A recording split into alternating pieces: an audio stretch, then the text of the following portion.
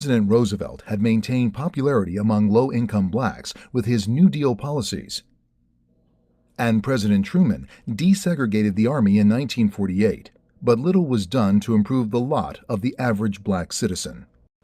A few racial incidents, such as the murder of Emmett Till, the aborted registration of Autherine Lucy at Alabama University, and the Montgomery bus boycott, had given the issue some exposure in the North, but ignorance and inertia of modern whites continued to be an issue. In 1954, the separate but equal doctrine was rejected by the Supreme Court in Brown v. Board of Education.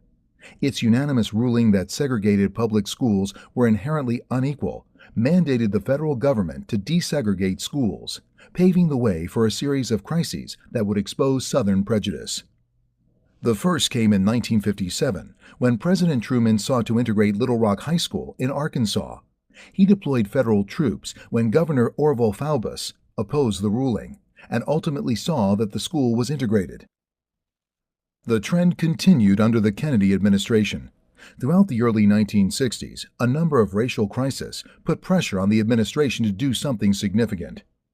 In the Freedom Rides of April 1961, two groups of activists tested the Supreme Court ruling that all interstate travel facilities must be desegregated by riding buses throughout several southern states. They were met in Anniston, Birmingham, and Montgomery by groups of white supremacists.